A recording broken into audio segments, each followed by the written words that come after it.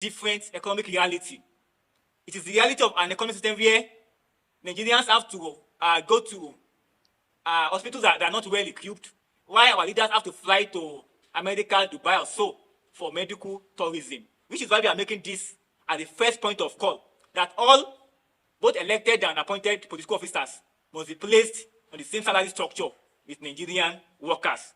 And secondly, we identified that the increment in fuel price and tariff of electricity is one of the major factors that led to the decline in the economic condition of the Nigerian masses.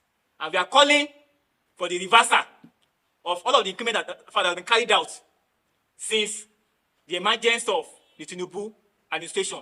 Therefore, we are demanding... Thank you for joining me, as nobody can put a stop to the upcoming protest, and it happened as the result of the hunger in the land. The people are hungry and people are ready to come out in a mass to ensure that protests take place for our government to fix what they need to fix. Listen to the guys, the planners of this very upcoming protest, the organizers, coming us to give us the guideline and what we demand from government. This is very interesting. You pay attention as these guys came out to lay out the guidelines that we are to follow. Thank you for joining Good News Live Update. Consider to subscribe. We are here to update you on the issue in government. Thank you for joining us. The aim of this protest is to address the hardship and hunger in Nigeria presently. But adding to that hunger and hardship is also an housing crisis in Abuja, where people have to, with 6 times of your salary, you will still be living far away at the outskirts of the town. And this is not something that should be obtainable in any country that is responsible to its citizens. We have also raised the fact that the sacrifice that the government claims to be making, they are not making any sacrifices. They are actually making us, the people, the sacrifices for them to keep being rich. To move to the last section, protest is our democratic right. We stand with Nigerians, and the time for mass struggle is now. This might be the major part which is most controversial about this press conference. And it is that since the charter for a protest has started earlier this month, the federal government has come out in many ways to try to discourage us from protesting. Our parents did not fight against the military. They did not fight against the military, lose their lives fighting against the military just for us to come and lose the right to protest. Because the right to protest is the most sacrosanct part of democracy. In fact, many people who do not know about the fact that we are supposed to have a protest about hunger and hardship are going to be coming to this protest just because they are angry at the fact that they are telling us to not protest. Which equivocally state that Nigerians have the right to protest, peaceful assembly, and free speech. No government, no matter the number of votes you got in an election, has the right to stop the people from dissenting. And what we've seen recently is that the government has been threatening, and they are saying that because of the issues of national security, that we should not embark on the protest, that they have intelligence, that some people want to hijack the protest and make it violent. Please, a responsible government, by now, if they are saying that since like 2 weeks ago, by now should have identified those people who want to cause violence and take them out of this place. And so that people that want to do peaceful protest can peacefully protest. But they are not doing that. Instead, they are asking us to not protest. Now, the demands of our protest, the question is that in a democracy, I can decide I want to protest for anything. The demand of the protest should not be justified. So one of the arguments that they've been making is that our demands are not justified. Tinubu is still working. The demands of a protest does not have to be justified before we can have a protest. And so this is the point we are making. We are saying that if Nigeria is going to be a democracy, the government should be urging Nigerians to exercise their rights to be citizens of their country, which is their right to protest. Our government should understand that an unused right is an abused right. And so we are going to use our right to protest by August 1. On this basis, we support the call of mass protest by Nigerians everywhere across the country, that protests should start by August 1 to address all of these issues with the theme of end bad governance. We will not fold our arms while political office holders mislead our country into ruin and peril and hardship and hunger and poverty. Last but not the least, let us make it clear that the security threat that the government has been giving us, we hear it very loud and clear. We are not leaders of the protest. We are mobilizers of the protest. Just like NSAS, our protest is the protest of the masses. No leaders are going to be picked up. No leaders are going to be coerced and manipulated to relinquish our struggle until our demands are met.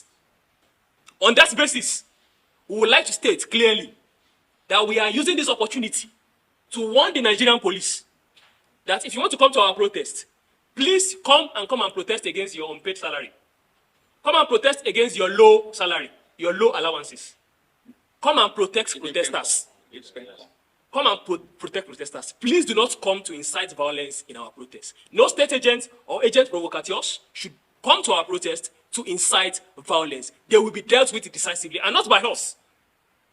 We can only promise that we will mobilize for protest. We will not stop Nigerian masses from defending themselves. If they have been attacked, if they have learned from NSAS and the massacres that was the major feature of NSAS, we will not stop them from defending themselves. And so, we are warning the Nigerian government to not incite violence, because they have a history of inciting violence during protest. We still have pictures of people holding machetes attacking protesters in Lagos.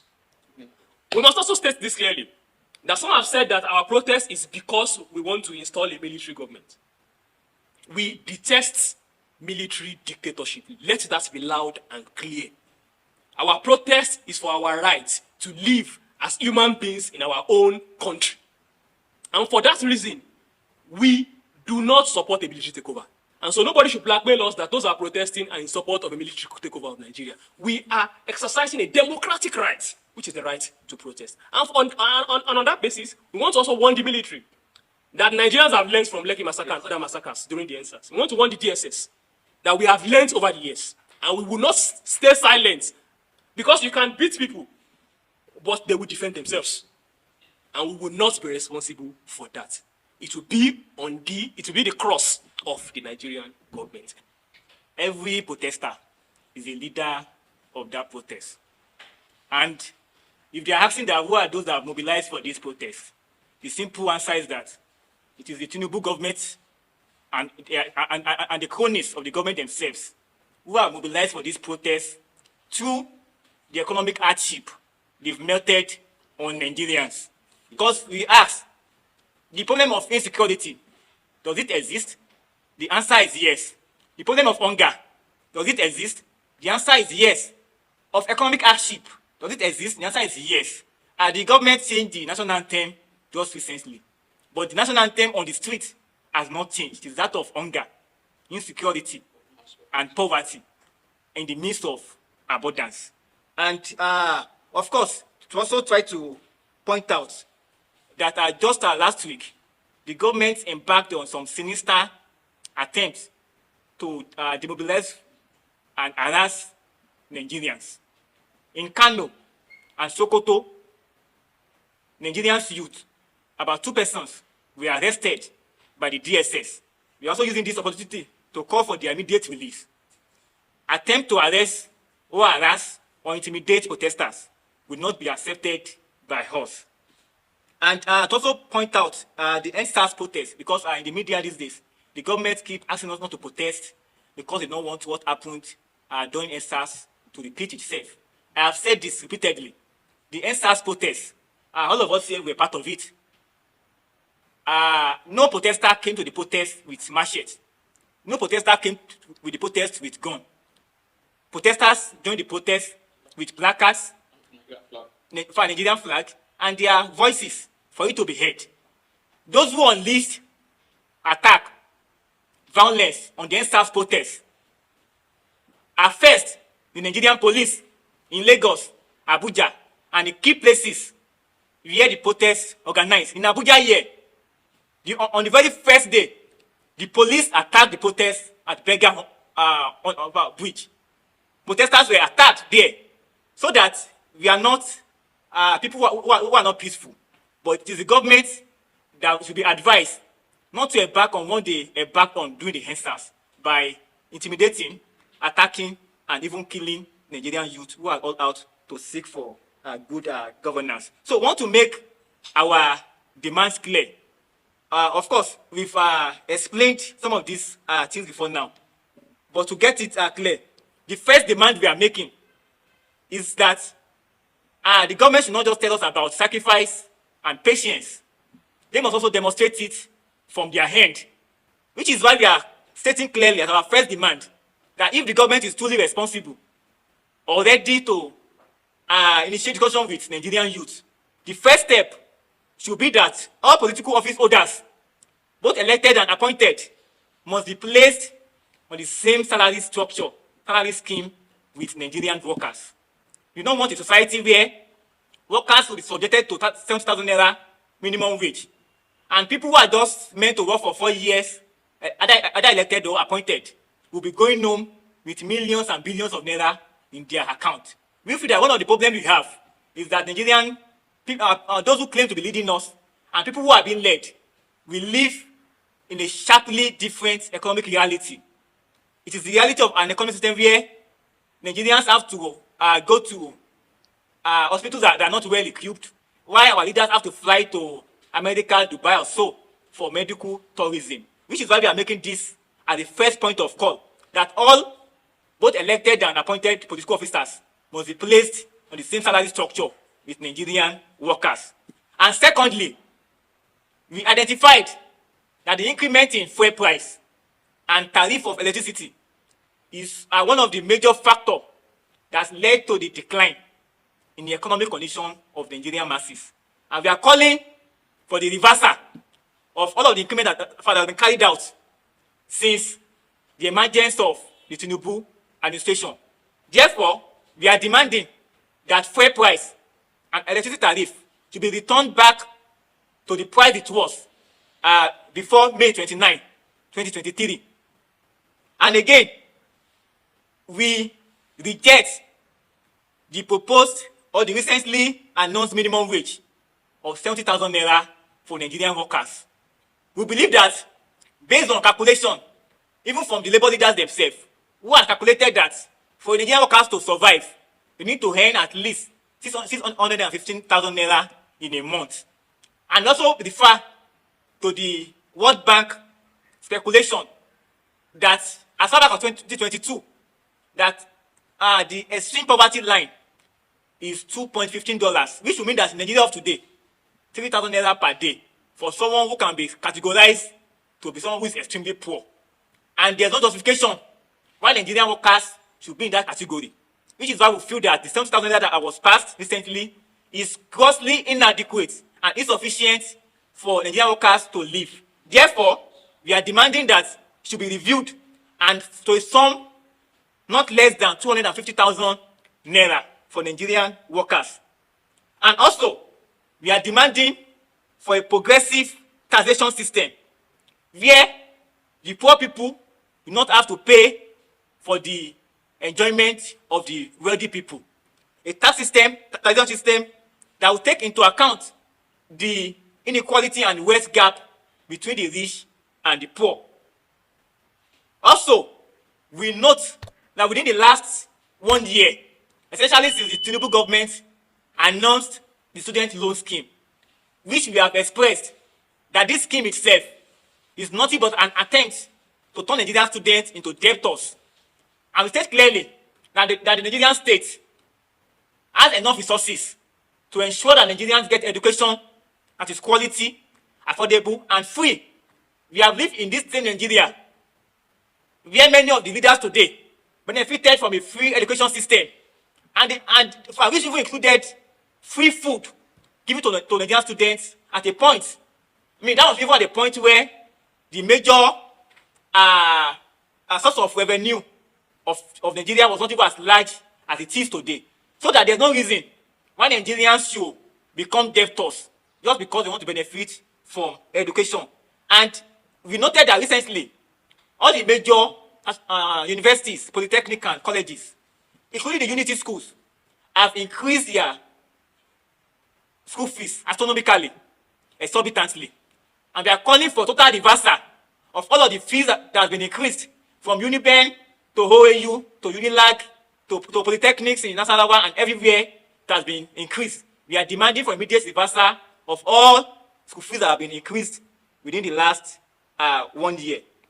And we also take note of the oil and gas sector, that despite talks from the government over the years Despite budgeting billions of naira for the refineries that they claim they want to make functional, what is obtainable today is that none of these refineries, despite getting billions yearly, is working. So that we are demanding that all of our public refineries should be fixed and made functional. And we are also demanding that the process of building new ones should also commence. Of course, today, there are talks around the Dangote refinery. And what we are stating is that if the Nigerian government have not neglected our public refineries over the years, there won't be need for us to rely on Dangote, who is all out to make profit out of our common resources. And we have seen examples of this even in other aspects of the economy, which has been placed in the hands of private profiteers. So we are demanding that our own public refineries should be made functional and building on new ones should commence. And we also state that despite after 4 years, the NSAS protest, we still have many of the youth who were arrested during that protest and even after that protest. Many are still languishing in different prisons today in Nigeria. Many who lost grossly part of their body or even their economic life due to doing that process have not been compensated. And also take note, recently, the ECOWAS Court of Justice claimed that found the Nigerian government guilty of gross human rights abuses during the NSAS protest. We'll take this call serious and continue to demand that all those officers and those who are complicit in the attack, killing of protesters during the NSAS protest, especially the Lekki massacre, we need to bring them to justice. So we are still demanding for justice for the NSAS protest.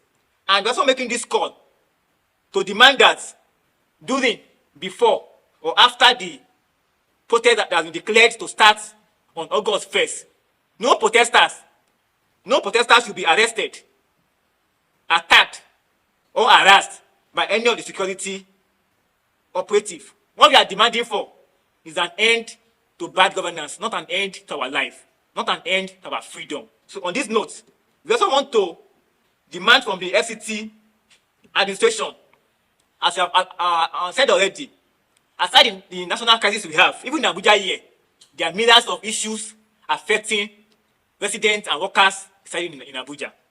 And our first demand is that we demand an immediate cessation of all demolition that displace families and communities without adequate compensation. We believe that because so far the excuse has been that we need to develop some of these areas, but development should not kill the well-being of Nigerians. You cannot displace thousands of people without providing alternative accommodation for them temporarily within the period you want to use or develop that land for. Because the problem you have is that people have to go into streets, become emergency hoodlums, become thieves, and cause another social crisis for us. A serious and responsible government must have such insight and see that even if there's need to demolish a place, it must be to first discuss democratically with the residents who will be the major people that will be affected from that demolition, and give them an alternative accommodation both for those who are living or engaging in economic activities in that area, and ensure that when these projects are completed, these persons are also returned back to their original state. Because what we've had in recent period is that once you develop a place, people who are living there before will not be able to afford the cost of procuring another house or even shops in that place before. Because we've seen different examples where lands are hijacked to build estates where they have to pay millions of naira to acquire, and Nigerian workers are not opportune to get some of these structures. So we are demanding that demolitions should be stopped, and where there is need for building of new structures, it should be built with the aim of making it affordable to workers and residents in Abuja. We also demand strict regulation to control rent increases and prevent exploitation practices by landlords. Housing should be affordable and accessible to all, not the luxury for the few. And we state this with the clear belief that housing itself is a right. Nigerian workers, youth deserve to live under comfortable and conducive environment, so that the government itself should not leave housing sector in the hands of developers, estates, and profiteers who are all out to make profit. Nigerians themselves, the housing sector, must see how they build houses that can accommodate Nigerian workers, Nigerian youth. Houses that will be affordable and accessible to Nigerian youth.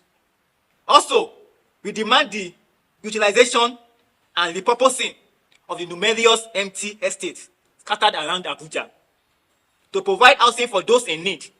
These properties should be used to alleviate homelessness and improve living conditions for all residents. People who are conversant with Abuja will note that today we have many estates unoccupied, empty, because people who want to be living there cannot afford what it takes to live in these places. So we are demanding that these estates should be repurposed and given to Nigerian workers who are in need of such facilities.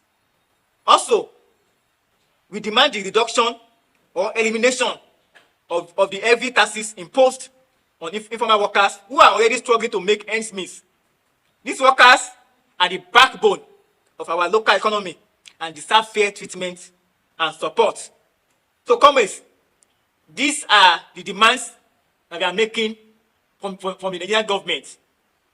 And we hope to drive home these demands by calling on Nigerian youth not to be scared in their own land. For Nigeria belongs to all of us. Nigerians must not be scared of coming out to protest. So we are enjoining Nigerians to come out on August 1st as the point of protest which we are going to make public very soon, to come and exercise their democratic rights on August 1 and beyond. We are also using this opportunity to call on the Nigerian Labour Congress and the TUC not to become onlookers in this protest. We are demanding that NSC and TUC must also give support to this protest and back it up with a nationwide strike action coupled with this protest that we are demanding. So we are calling on NSC and TUC as a matter of urgency to also demand and call for a general strike action in Nigeria. We must state clearly that protest is not just a democratic right. Protest is also a democratic thing in itself. And so, from those of us who are here, personally, I have a history of 10 years protesting as an activist in Nigeria. And that means that if we are protesting, our culture is that a protest is a democratic place. A protest is a place where the people converge and have a congress of themselves, of the masses within themselves. And in that democratic setup, what we use that democratic setup is not just to address the concerns of the protest, it's to also look at the conduct of the protest, to ensure that when we democratically are together, we can fish out if anybody has been sent into our midst. That is the culture of a protest. That's the proper culture of a protest. A proper protest should have a congress in it of the people coming together and discussing. It is in that discussion that we detect if there are any security threats to us. And the second question about the fact that Tinubu himself was a protester at some point. Interestingly, we have videos already online where Tinubu was actually protesting against fuel subsidy removal. So it is very, very, very wrong of an elderly person. It is in Yoruba culture, an elderly person should not be lying. And so it is a lie that protest is not our right. And so if Tinubu can protest, we can also protest, because he protested as part of the democratic process. And if possible, if Nigerians are protesting, if they decide that Tinubu should not join their protest, no problem. But it is best that if anybody in the ruling class, in the political elite, wants to participate in this kind of protest, they should first go and heed to the demands of the protests. Because if they don't heed the demands of the protest and join protesters, we cannot guarantee whatever happens. The last thing, the demands of our protest has been read out. But the main point is that all of the policies, the anti-people policies that Tinubu has rolled out since May 29, 2023, all of them should be reversed. Thank you.